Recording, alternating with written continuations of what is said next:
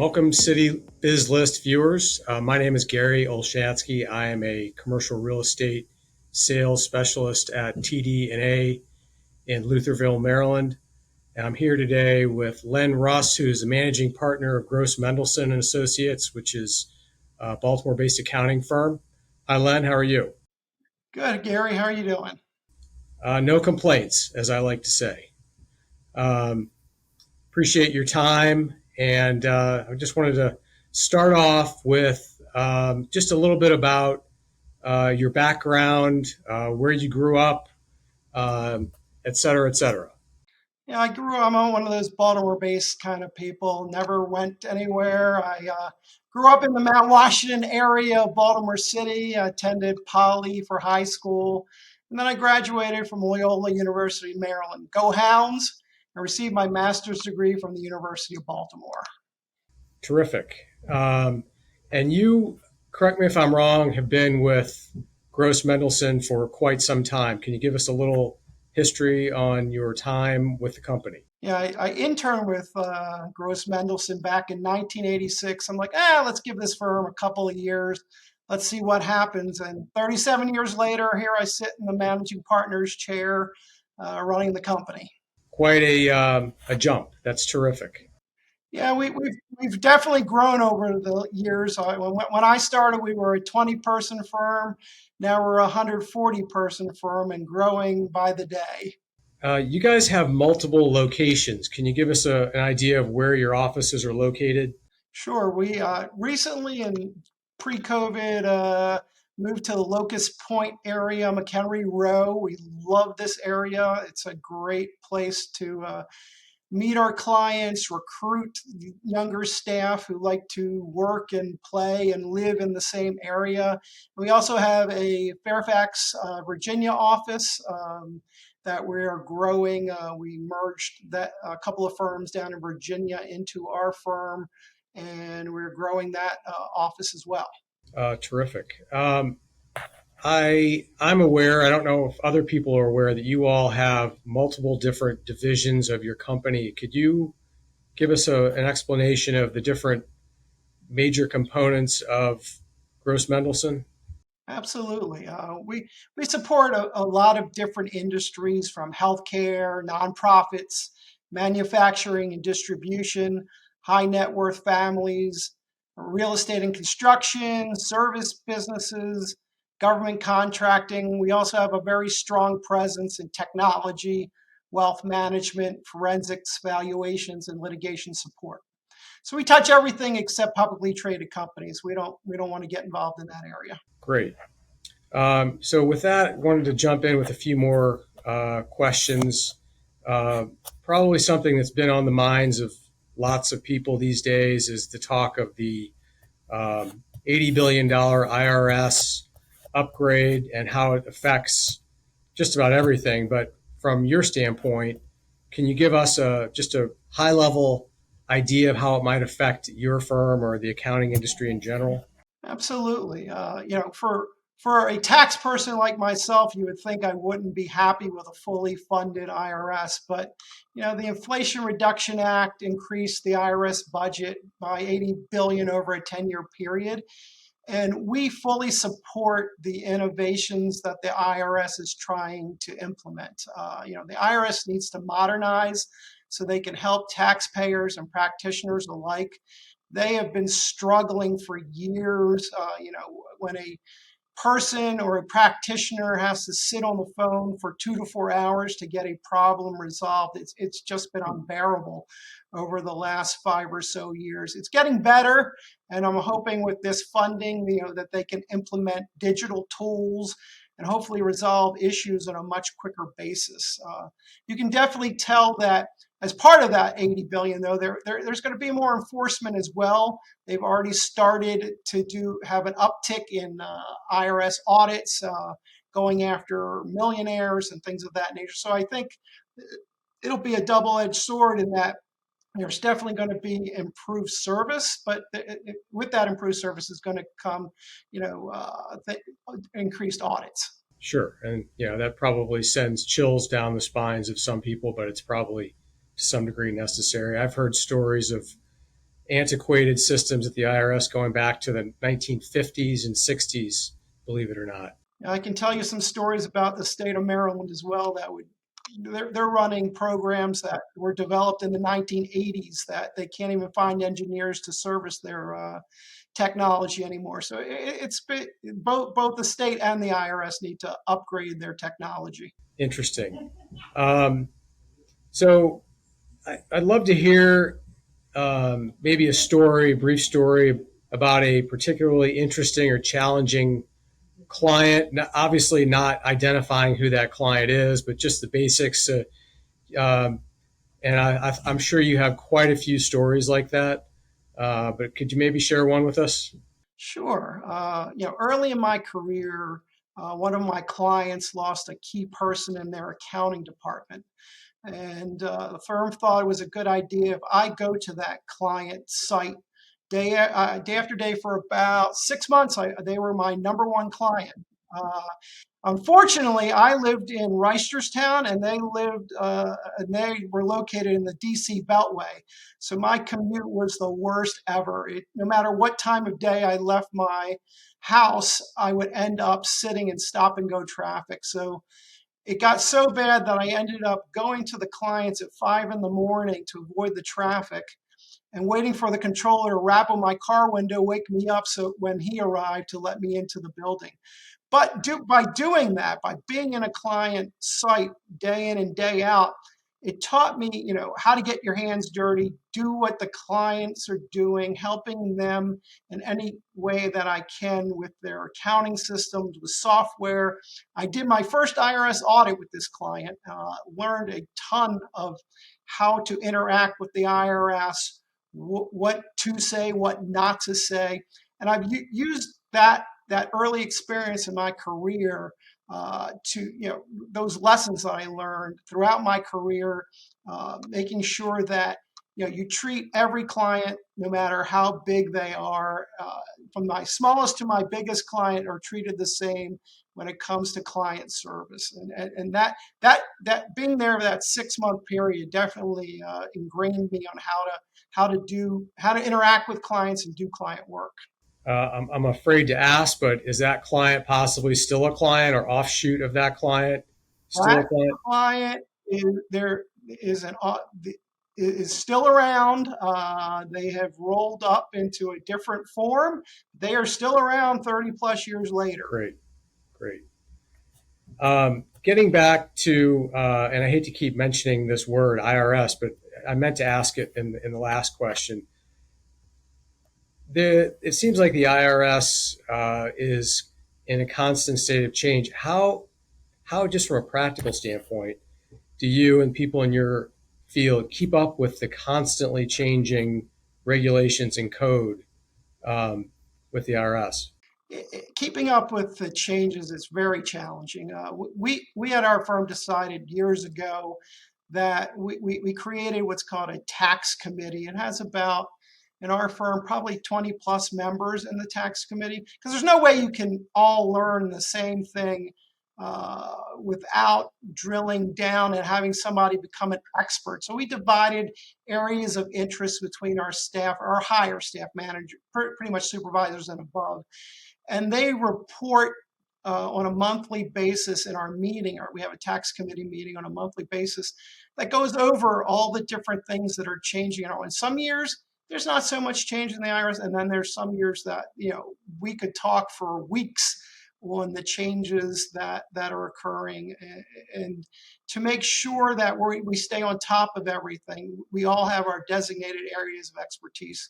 But also to help us, we're part of an international organization called BKR that helps us. They have member organizations throughout the U.S. and internationally. So the BKR helps. If I have a client who wants to start doing business in Montana, let's say, or in France, I would call up the member BKR firm and walk through with them how to go about doing those type of things. And the member firms help each other out. It's a great benefit for our firm to have that organization, because there's one thing about knowing New York City tax.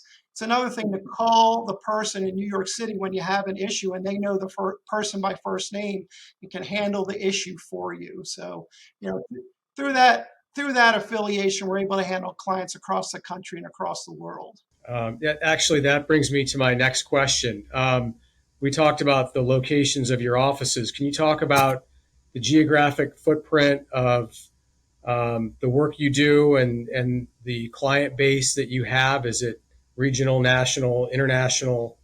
Uh, Touch on that for us, if you will. It's a little bit of everything. Most of our clients are headquartered in the Mid Atlantic states, but their presence can go anywhere in the U.S. We have clients who have a presence in every state. Uh, One of the funny things that we also have a client, a very large client in the state of Hawaii. And all of our staff fight to get on that client so they can go there and enjoy the beaches in Hawaii while they're working on the client. That makes sense. Can certainly understand that. Um, Yeah, I'm in the commercial real estate business, so I'm constantly thinking about the impact of work from home and how COVID has affected our industry. But I've never really sat down with someone in your industry and gotten your high level take on just the macro picture of what the work from home switch is going to do to your clients and just the economy in general. Can you just give us some high level thoughts on that? Yeah, we have a continuing debate going on at our firm about what COVID did and what it's going to do for the future. We were one of the lucky firms that we have a tech group, so that we were up and running in our homes within days when Baltimore City shut down. But some of our people have been working remotely forever. Our computer, our tech people are all remote, and they make it work. I'm one of those people that love to come into the office. But so we decided to go with a hybrid work environment where our staff work 2 days in the office and 3 days remotely. And I have a feeling for the accounting industry, and a lot of our clients are going to go to some type of hybrid kind of thing. But then again, that when that dynamic changes your training and your staff development. Pre-COVID, when I wanted to teach somebody a new client, I went into their office or cube, we worked on the project together. And now it takes more planning, more coordination to do those types of things to make it work at our firm. Sure. And just from a high level viewpoint, I would imagine I know you have quite a few clients in the real estate industry. You probably have manufacturing, warehouse distribution clients. Are they coming to you with questions about how to handle the different economics involved in the real estate industry, or staffing, or um, just supply chain, to help them figure out how best to deal with that now that we're in this sort of hybrid or work from home model? Yeah, I mean, we've been working with our clients throughout COVID. The changing dynamics in certain industries. For instance, commercial real estate, the field that you're in, it's going to be interesting to see the dynamics, moving forward. We've seen in the last few days, two commercial buildings were sold at a deep discount, and we're also seeing big real estate holdings being reassessed at a much lower rate. So Baltimore City's tax revenues are going to plummet, as are a lot of big cities.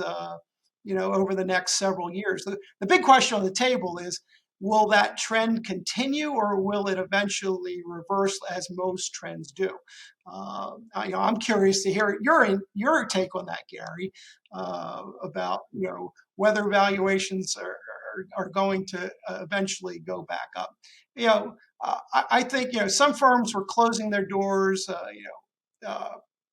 And going to a remote environment that could, but I don't think that trend's going to, moving forward, I don't think that's going to be I think you're going to see major employers calling their employees back to work on a full-time basis, and more companies adopting a hybrid work method.